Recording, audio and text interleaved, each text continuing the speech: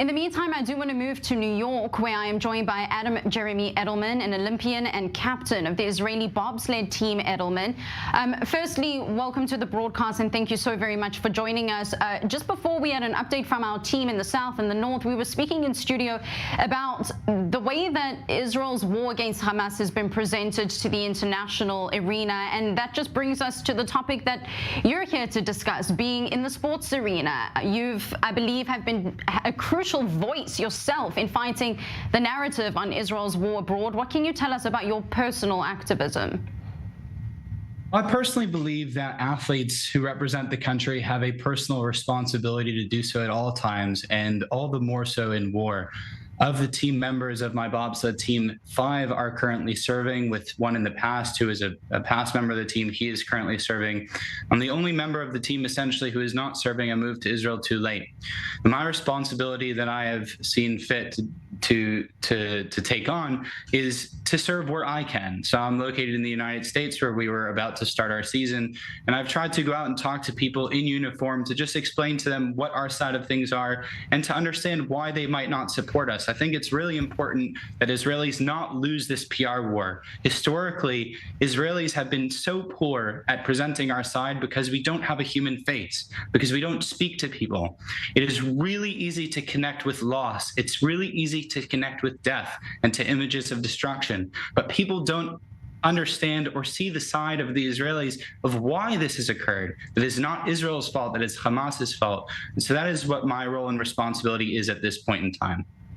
Now, Leon Asulin is a former player for Hapoel here in Tel Aviv, and he unfortunately was murdered by Hamas terrorists at a music festival in southern Israel.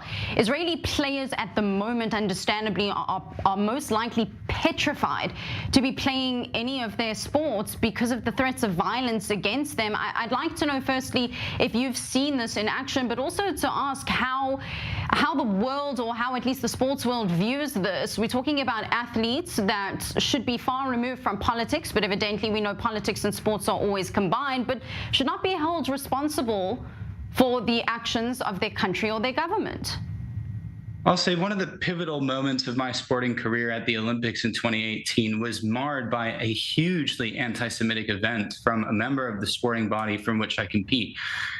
Anti-Semitism in sport is nothing new. Originally, it drove me out of my sport, but I realized after those Olympics, and why I unretired, why I came back to sport, is this is not how Israelis work. Israelis are not, it is not our responsibility to change our behavior in response to others' hate. It is their responsibility not to hate us.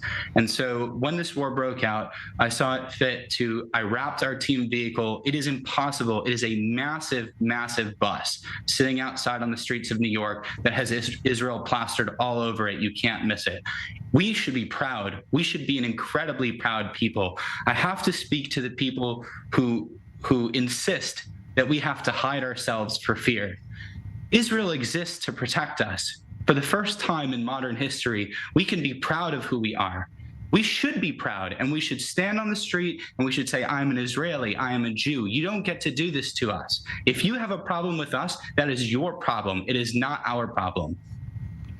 It's definitely an interesting perspective on this, and no doubt sports teams and individual athletes have been commenting on the war, many antagonistic against Israel. In fact, too many for me to actually even take the time to go through them at the moment. But we also need to, as you mentioned, highlight the positivity, especially as actions speak louder than words. Just as an example, legendary boxer Floyd Mayweather sent a jet to Israel loaded with over 5,000 pounds or 2,000 kilograms of supplies for Israeli civilians and military.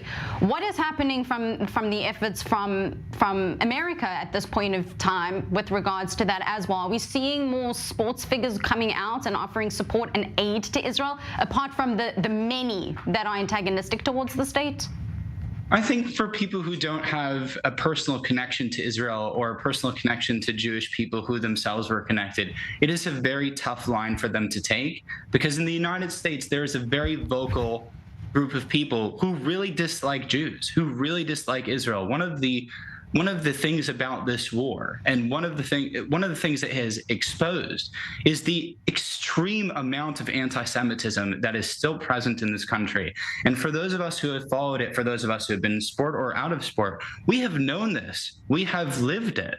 But there is a great many people in the country who just had no idea and now can openly see it. And so because of that open anti-Israel sentiment and that open anti-Semitic sentiment, people are very afraid to speak up. Public figures, even people in the comedy community, of which my brother is a part of, even if they're Jewish, they don't want to speak so loudly because they're worried that saying the wrong thing will affect their livelihoods. And I understand that. However, being on the side of what is right, this is why our people in the past have been destroyed. This is why our people in the past have been killed. The inability to speak up for ourselves and the inability for others to speak up for us leads to the deaths of Jews. It is important for all of us to remember that the only way to combat this is to stand strong. This is a war of what we are fighting for. We are fighting for our existence. It is just and it is good. Adam Jeremy Edelman, an Olympian and captain of the Israeli bobsled team Edelman, joining me from New York. Thank you so very much for your time. Before we go, can I speak to, earlier this week there were a number of Jews. One of the things that has been greatly distressing, we've spoken about the reaction in sports, but one of the things that goes under the radar is the reaction of other Jews abroad in the diaspora. And one of the very distressing things which I noticed earlier this week was hundreds of Jews sat in the U.S. Capitol demanding a ceasefire. This is not anything that we should ever be interested in when someone launches a war of annihilation against us. Jews need to wake up. This happens to us every 100 years. The Yom Kippur War, the Holocaust, blood libels, crusades, it never stops. And the only way to deal with it is to put it out, to destroy Hamas, to end it.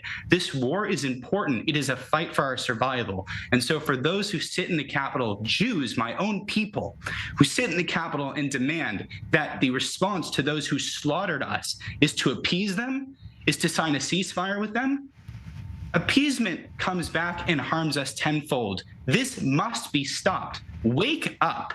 Jews need to wake up to this reality. It must be dealt with now. It is happening in real time. All right. Thank you very much for your time and for your analysis and pointing out both not only those in the sports world, but also Jews in the diaspora, as you so rightly mentioned, as well, a crucial part in fighting the psychological war.